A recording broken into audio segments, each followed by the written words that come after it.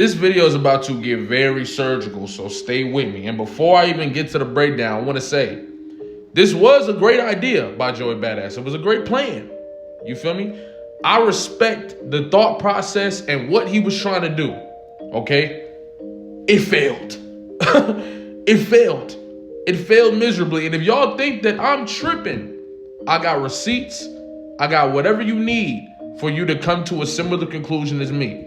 And once again, you don't have to, but you can at least acknowledge that I'm on to something with what I'm talking about in this video, all right? Now, first and foremost, let's just do a small recap, okay? Joey Badass comes out of nowhere and says that the West Coast is getting too much love. That's pretty much what he says. He gets on the track and says it's too much West Coast D-licking. Pretty much just saying the West Coast getting too much love right now. I don't like it, okay? And this is something that's been happening. You see what I'm saying? Anytime the West Coast is popping or the West Coast doing their thing, the East Coast get mad, but they don't be upset when the South was doing their thing. You see what I'm saying? So it's an interesting dynamic. But, you feel me? This provoked Joey to come out of nowhere and just call out the West Coast. So, like the West Coast usually does, Daylight responds. He responds pretty quickly. And Rayvon responded too. You feel me? Mother called out the West Coast. And the West Coast got outside. Crash Out Heritage was crazy. Now, a whole lot of narratives got turned when it came to this battle into something that people used in order to get Kendrick to come outside and battle Joey. You see, it turned into this whole, oh, Joey's by himself. The whole West is attacking him as if Joey wasn't the one that provoked the conversation in the first place. And then I noticed that it became more about forcing Joey ahead of Rayvon and Daylight in order to get a Kendrick versus Joey battle. And this was Joey's whole goal. He even used that narrative that was created on social media in his songs to deliver the propaganda, which is what you're supposed to do as a battler, especially when you're trying to get a bigger battle. But then Joey disappears for a little bit, comes out with an EP, even takes some shots at J. Cole, which nobody's saying J. Cole should respond, but anyway. Everybody at this point pretty much thought this shit was over. We all thought Joey going for the situation. At this point, it felt like Joey wasn't really trying to catch smoke. He was just trying to do a lot of subliminal stuff and then, you feel me, not really directly say nothing to nobody. That's how we were talking about it before the cypher happened. That made me realize something. When did this cypher happen? This cypher actually dropped while the Celtics were playing the Knicks. A series that nobody thought the Knicks were going to win.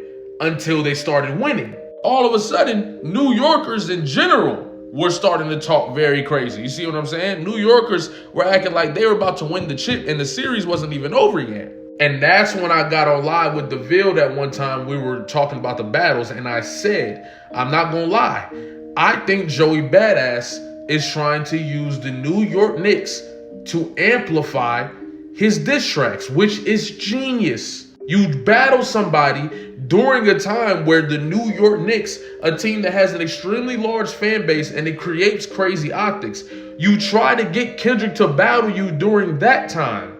Or you take battles during that time.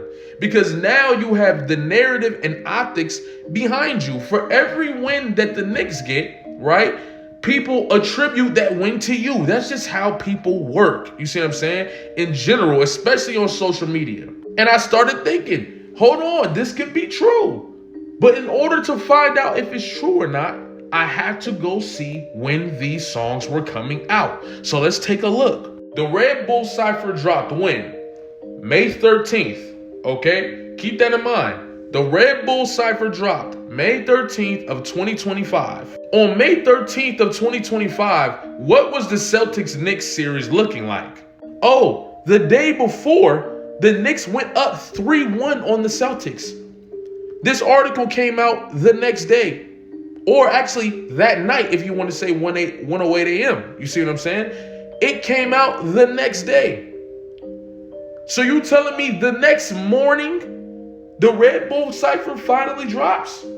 Interesting. That could be 100% coincidental. But let's keep going.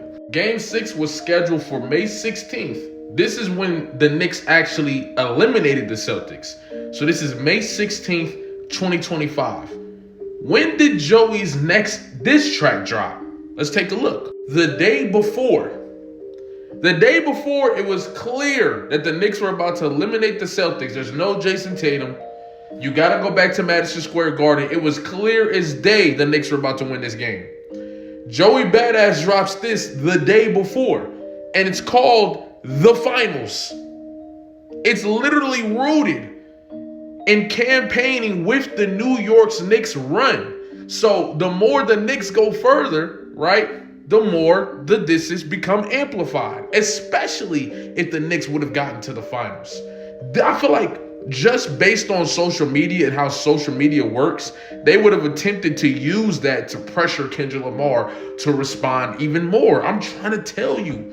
While everybody's celebrating the Knicks beating the Celtics, boo, you drop another one called My Town with Loaded Lux. And it's New York Knicks as the cover art.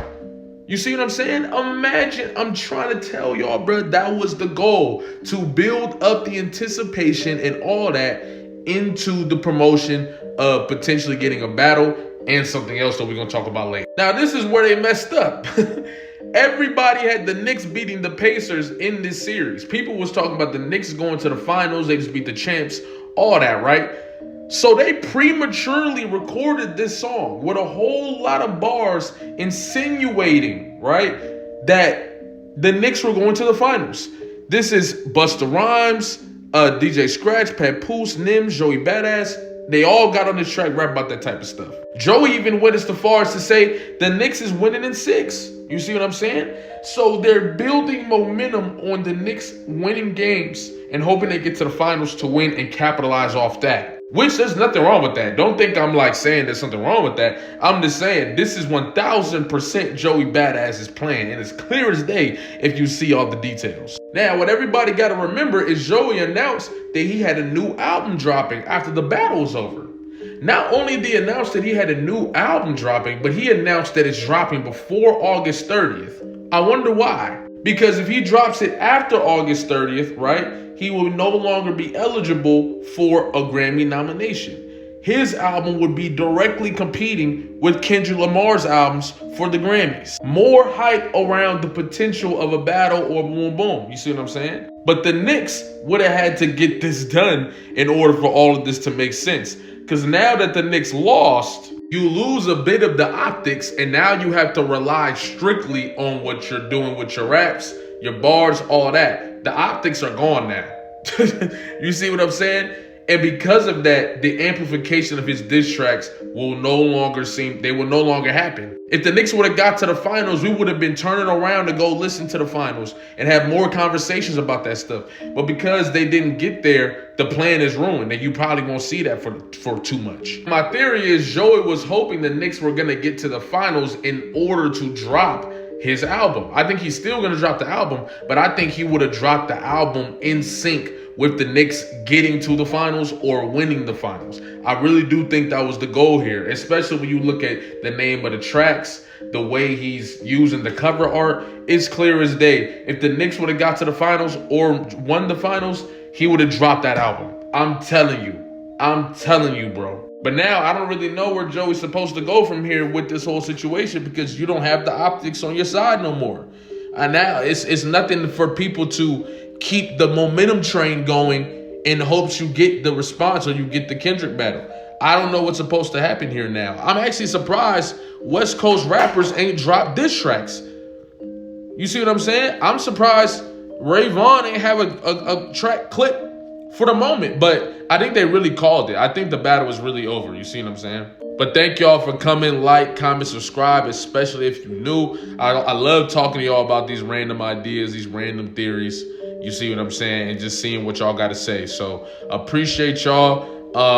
I ain't been live in a minute. I'm going to start going live very soon. You feel me? So once again, appreciate y'all. Like, comment, subscribe. You feel me? And stay tuned. More content on the way. Love y'all.